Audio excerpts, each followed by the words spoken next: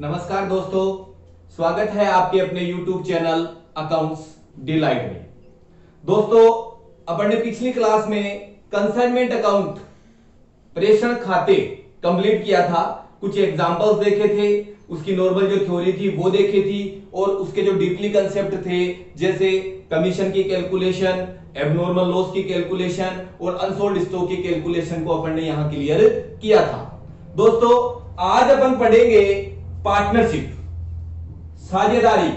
ठीक है, तो ये जो पार्टनरशिप के जो टॉपिक हैं, ये पार्टनरशिप का टॉपिक आपका 12th का बेस भी क्लियर करेगा, आपका जूनियर अकाउंटेंट का बेस भी क्लियर करेगा, और आपकी फर्स्ट ग्रेड के लिए भी ये बहुत इंपॉर्टेंट टॉपिक होगा।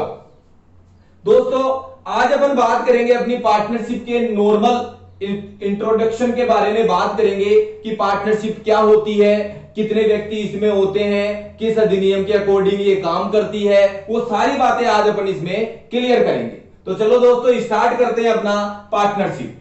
देखो, सबसे पहले अपन बात करेंगे पार्टनरशिप के मीनिंग की। साझेदारी, पार्टनरशिप क्या होती है? पार्टनरशिप, पार्टनरशिप की बात करें अपन कि जब दो या दो से अधिक व्यक्ति मिलकर, दो या दो से अधिक व्यक्ति मिलकर जब किसी बिजनेस को स्टार्ट करते हैं, किसी बिजनेस को या किसी व्यापार को स्टार्ट करते हैं, तथा उनमें एक क्या होता है? समझौता। उस बिजनेस में क्या होना चाहिए? समझौता होना चाहिए। उस समझौते में क्या क्या लिखा जाता है वो अपन आगे क्लियर करेंगे। तो इसकी मीनिंग अपन बात करें तो जब दो या दो से अधिक व्यक्ति मिलकर किसी व्यापार का संचालन करते हैं तथा एक निश्चित अनुपात में लाभ हानि का क्या करते हैं? विभाजन करने का समझौता करते हैं, वो बिजनेस क्या कहलाता है? साझेदारी कहलाता है। तो इसका मीनिंग क्या बना? जब दो या दो से अधिक व्यक्ति मिलकर किसी व्यापार का संचालन करते हैं तथा एक निश्चित अनुपात में लाभ हानि के विभाजन का समझौता करते हैं, वो बिजनेस क्या कहलाएगा? पार्टनरशिप कहलाएगा। ठीक है ना? देखो, जब दो या दो से अधिक व्यक्ति मिलकर किसी व्यापार का संचालन करते हैं तो पार्टनरशिप हो गई? नहीं दोस्तों, दो या दो से अधिक व्यक्ति तो अपने जॉइंट वेंचर में भी होते हैं, संयुक्त साथ में भी होते हैं, लेकिन वो पार्टनरशिप थोड़ी कहलाती है। दो या दो से अधिक व्यक्ति तो होने ही चाहिए, प्लस उनमें क्या होना चाहिए? एक निश्चित अनुपात में लाभ आने के विभाजन का क्या होना चाहिए? समझौता होना चाहिए। और जो ये समझौता होता है वो साझेदारी अधिनियम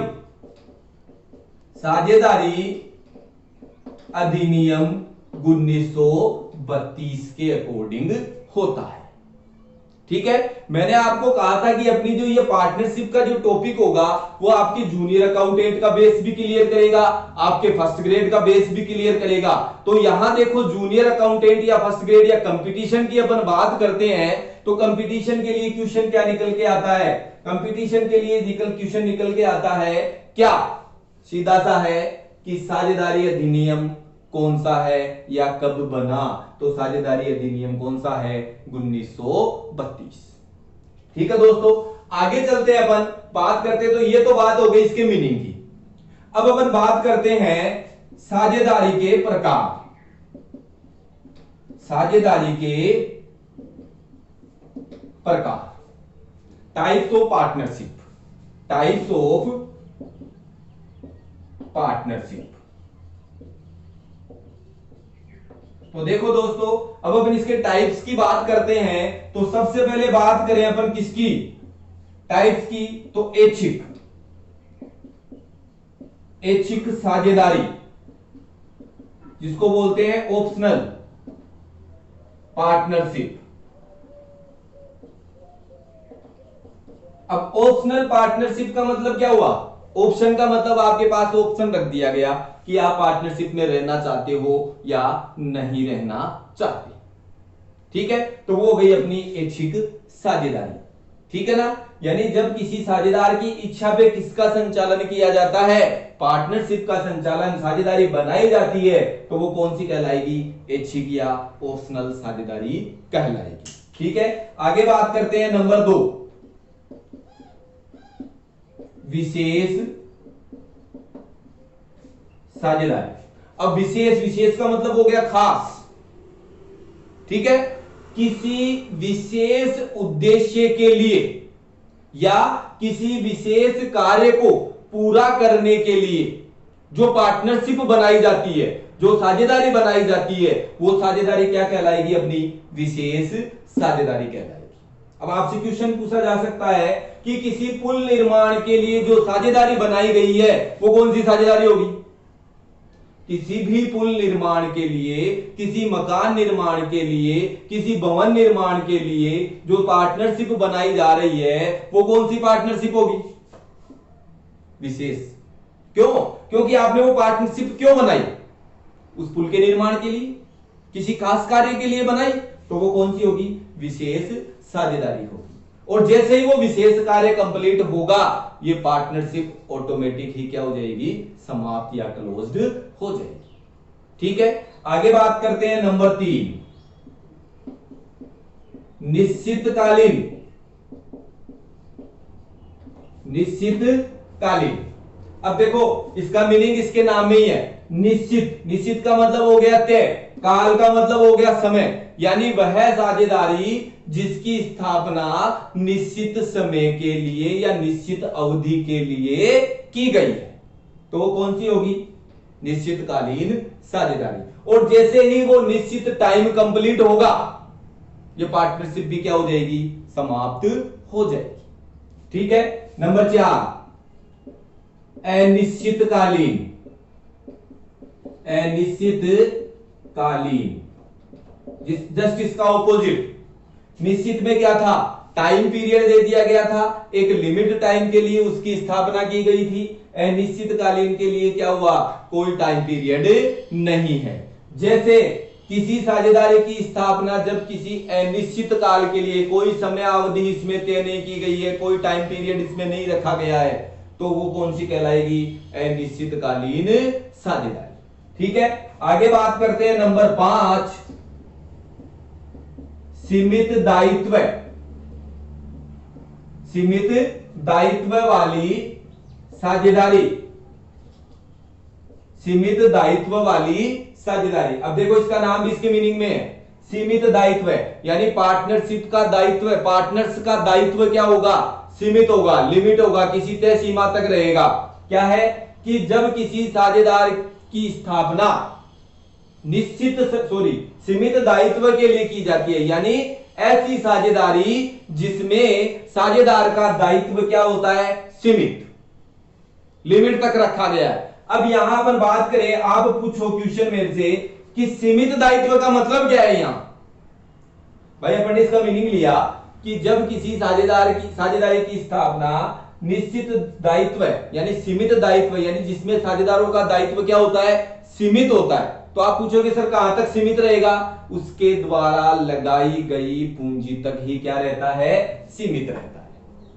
ठीक है दोस्तों, यानी जब साझेदार का दायित्व है उसके द्वारा लगाई गई पूंजी यानी कैपिटल तक ही सीमित होता है, तो वो कौन सी कहलाएगी? सीमित दायित्व वाली साझेदारी कहलाएगी। ठीक है, अगला है असीमित दायित्व वाली। देखो यहां दायित्व क्या था? उसकी लायबिलिटी क्या थी? सीमित थी, कहां तक? लगाई गई पूंजी तक। अब क्या है? उसकी लायबिलिटी असीमित है, अनलिमिटेड है। कहने का मतलब क्या हुआ? वो अपनी पर्सनल असेट्स का यूज भी कहां कर सकता है? बिजनेस में कर सकता है। पर्सनल असेट्स को कहां यूज कर सकता है? अपनी पार्टनरशिप में यूज कर सकता है। तो वो कौन सी होगी? असीमित दायित्व वाली साझेदारी, यानी ऐसी साझेदारी जिसमें साझेदार का दायित्व क्या होता है?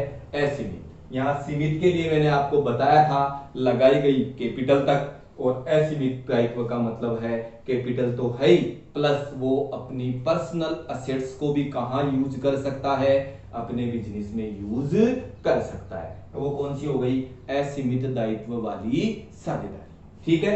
नंबर 7 वैध साझेदारी।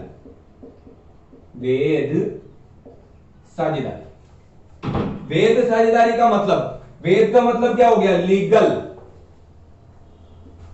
वैध का मतलब क्या हो गया, लीगल, यानी ऐसी साझेदारी जिसकी स्थापना साझेदारी अधिनियम 1932 के अकॉर्डिंग या राष्ट्रीय नीति के अकॉर्डिंग की गई है, तो वो कौन सी कहलाएगी, वैध साझेदारी कहलाएगी।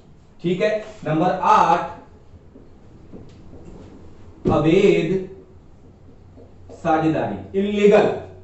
इल्लीगल, देखो लीगल में क्या था, स्थापना राष्ट्रीय नीति के अकॉर्डिंग या साझेदारी अधिनियम 1932 के अकॉर्डिंग की गई हो, और अवैध का मतलब हो गया जिसकी स्थापना क्या साझेदारी अधिनियम 1932 के अकॉर्डिंग नहीं की गई हो या राष्ट्रीय या अंतरराष्ट्रीय नीति के विरुद्ध की गई हो, तो वो कौन सी कहलाएगी, अवैध साझेदारी कहलाएगी।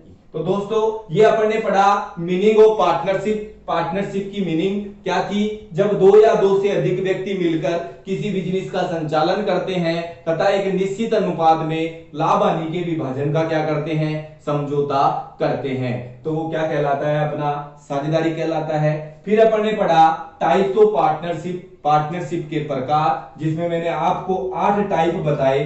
ऐच्छिक, साझेदार की इच्छा पे डिपेंड। विशेष, किसी विशेष कार्य को पूरा करने के लिए की गई हो। निश्चित, जिसका टाइम पीरियड सीमित हो। अनिश्चित, जिसका कोई टाइम पीरियड नहीं हो। सीमित दायित्व यानी लिमिटेड लायबिलिटीज। लिमिटेड लायबिलिटीज का मतलब साझेदार का दायित्व है उसके द्वारा इन्वेस्ट की गई कैपिटल तक ही क्या रहेगा, सीमित रहेगा।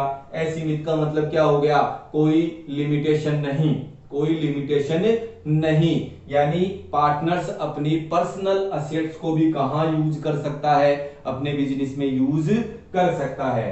वैध साझेदारी, लीगल साझेदारी जिसकी स्थापना राष्ट्रीय नीति के अकॉर्डिंग की गई है, और अवैध साझेदारी इल्लीगल यानी जिसकी स्थापना राष्ट्रीय नीति के विरुद्ध की गई है, तो वो कौन सी कहलाएगी, अवैध साझेदारी कहलाएगी। ठीक है दोस्तों, यहां तक आपके समझ में आया कि नहीं आया, समझ में नहीं आया मुझे कमेंट्स करके बताना, जो भी हो। आगे चलते हैं अपन।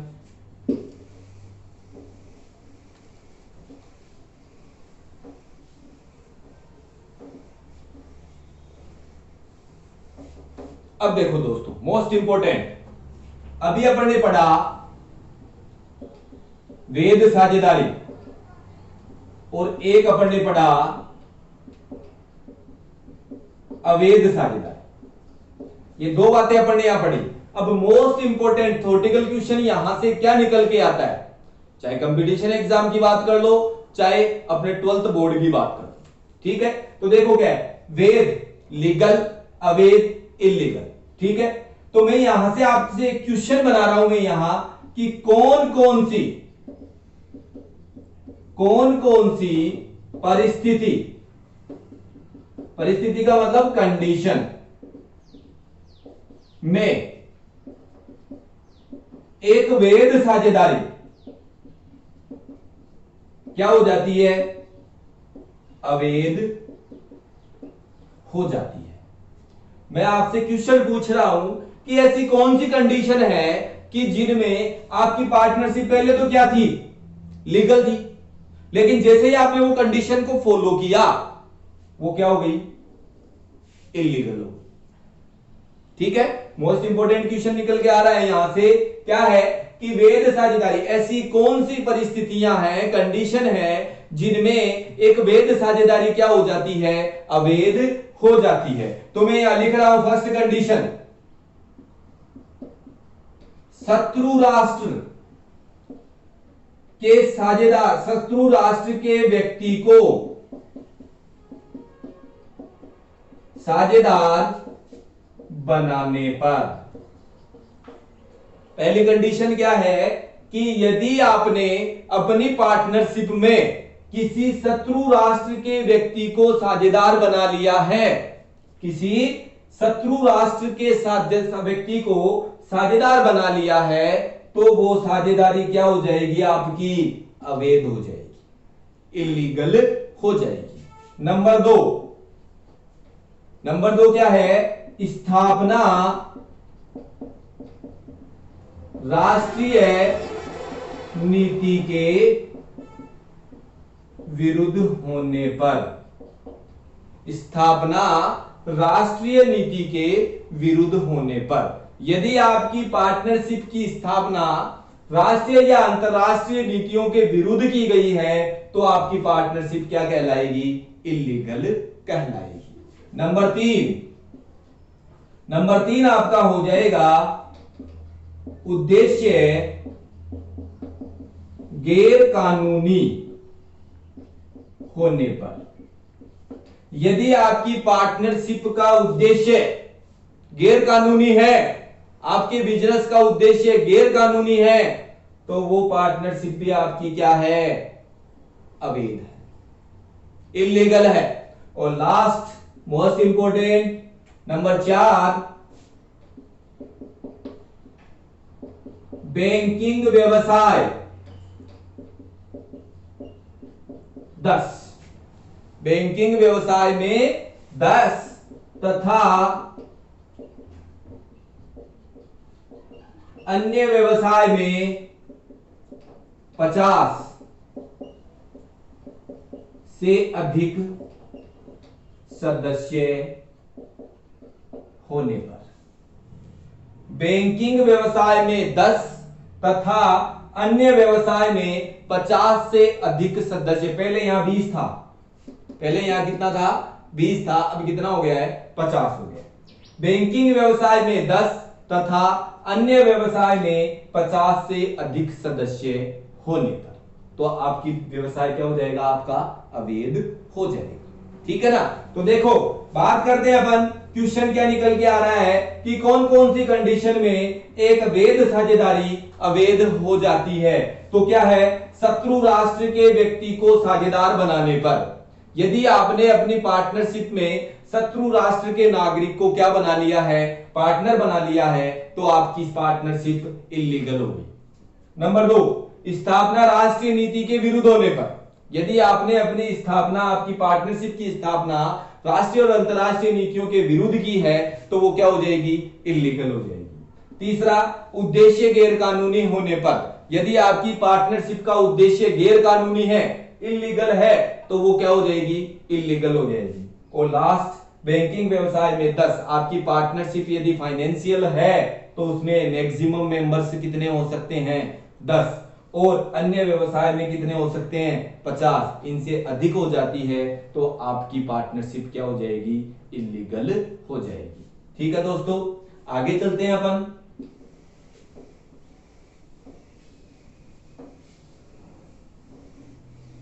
आगे की बात करते हैं पार्टनरशिप में, तो अपने पास आता है साझेदारी संलेख, पार्टनरशिप डीड, जिसे क्या बोलते हैं अपन, पार्टनरशिप डीड।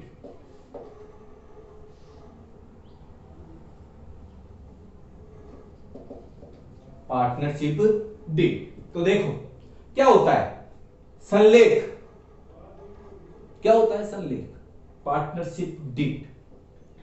संलेख की अपन बात करें तो एज ए एग्रीमेंट, क्या है ये, एग्रीमेंट। तो देखो इसका मीनिंग क्या बनता है, साझेदारी संलेख वह एग्रीमेंट या प्रपत्र है जिसमें साझेदारों के बीच होने वाले साझेदारी से संबंधित समस्त समझौतों को क्या किया जाता है, लिखा जाता है, और वो डीड क्या कहलाती है, साझेदारी संलेख कहलाती है। दोबारा देखो, साझेदारी संलेख वह प्रपत्र या फॉर्मेट जिसमें साझेदारों के मध्य साझेदारी से संबंधित होने वाले समस्त समझौतों को क्या किया जाता है, लिखा जाता है, तो वो क्या कहलाता है, अपना साझेदारी संलेख कहलाता है। ठीक है दोस्तों, आगे चलते हैं। मोस्ट इंपोर्टेंट अब निकल के आ रहा है कि अपन ने इसकी मीनिंग की बात की तो इसमें क्या लिखा जाता है, साझेदारों के मध्य होने वाले समझौतों या शर्तों को लिखा जाता है। ये दिखाया अपन ने। मैंने क्या बताया कि साझेदारी संलेख में, पार्टनरशिप डीड में क्या लिखा जाता है कि साझेदारों के मध्य पार्टनरशिप से रिलेटेड जितने भी समझौते होते हैं, जितनी भी अपनी शर्तें होती हैं, वो सारी इसमें लिखी जाती है। ठीक है, तो मैं आपसे ये पूछना चाहता हूं कि इसमें लिखा क्या क्या जाता है, क्या क्या समझौते हो सकते हैं। तो मोस्ट इंपोर्टेंट मैं आपको 7 पार्टनरशिप के मध्य होने वाले एग्रीमेंट बताऊंगा। मैं पहला क्या है, फर्स्ट क्या लिखा जाता है,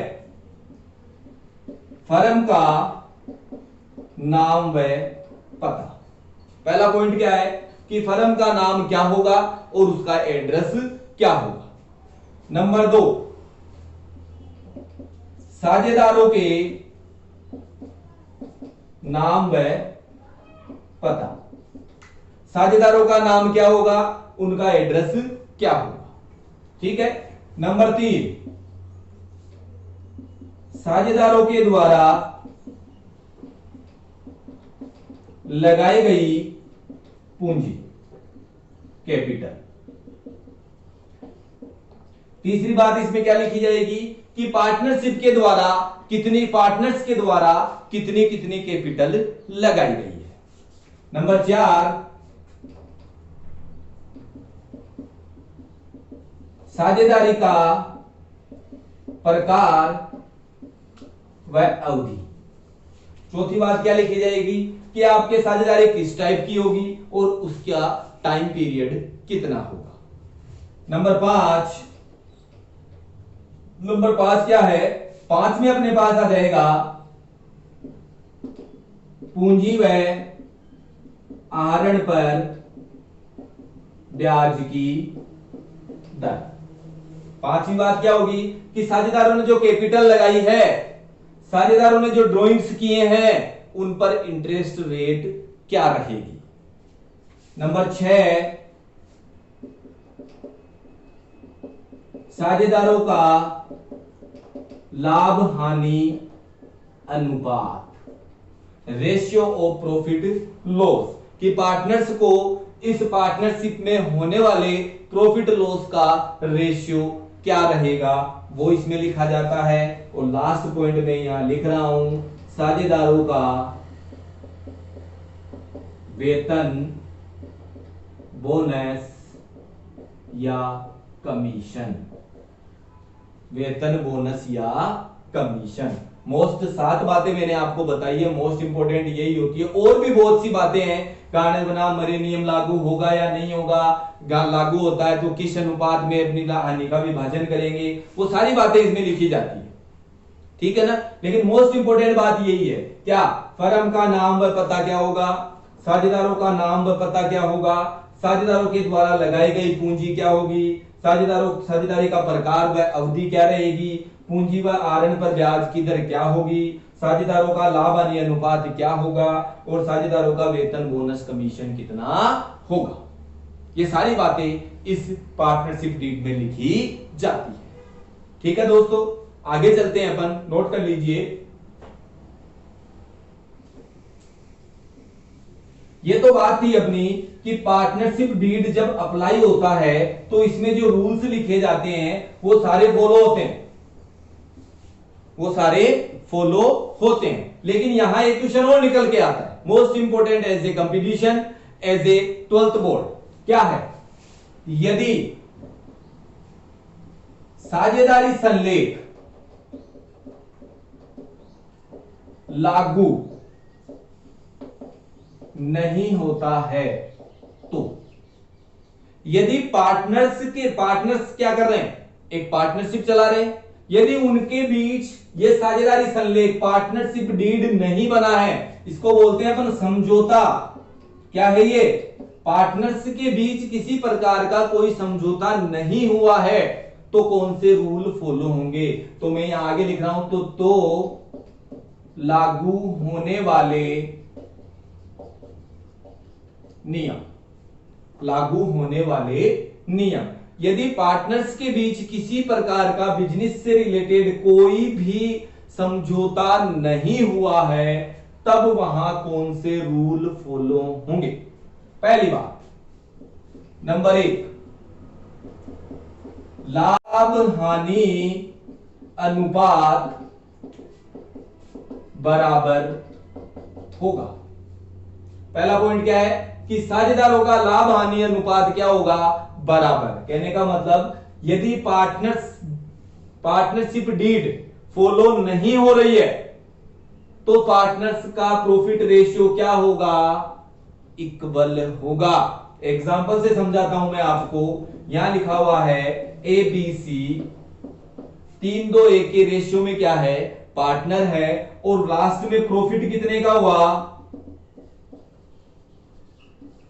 60,000 का। नीचे लिखा हुआ है समझौता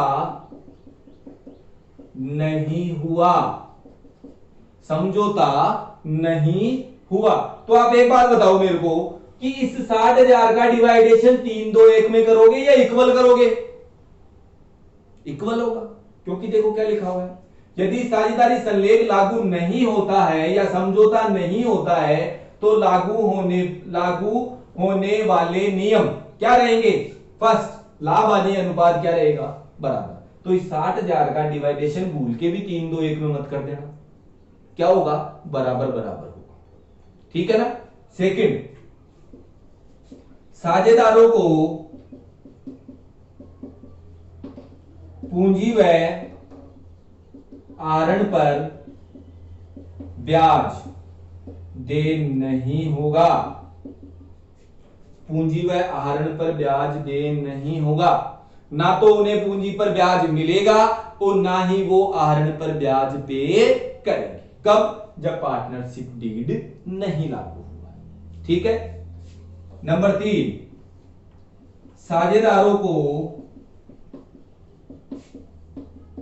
वेतन, बोनस, कमीशन दे नहीं होगा।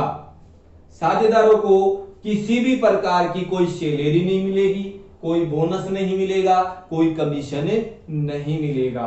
कब? जब पार्टनरशिप डीड फॉलो नहीं होगी।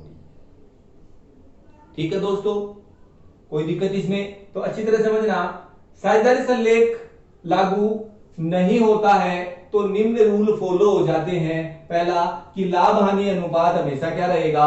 बराबर रहेगा। साझेदारों को पूंजी व आहरण पर ब्याज दे नहीं होगा। साझेदारों को किसी प्रकार का कोई वेतन, बोनस, कमीशन नहीं दिया जाएगा। और एक पॉइंट और है, नंबर 4, साझेदारों को अग्रिम ऋण, एडवांस लोन, अग्रिम ऋण पर ब्याज दर 6% होगी। यदि साझेदारों ने पार्टनर्स को यानी पार्टनरशिप में कुछ इन्वेस्ट किया, इन्वेस्ट करने का मतलब उसको लोन दिया है, पार्टनरशिप को क्या दिया है? लोन दिया है, तो उस लोन पर पार्टनर को कितना परसेंट इंटरेस्ट मिलेगा? 6% इंटरेस्ट मिलेगा। कब? जब डीड फॉलो नहीं हो रही है। ठीक है दोस्तों, कोई दिक्कत इसमें? वीडियो अच्छा लगे तो इसको शेयर कीजिए, सब्सक्राइब कीजिए, ज्यादा से ज्यादा लाइक कीजिए। थैंक यू दोस्तों।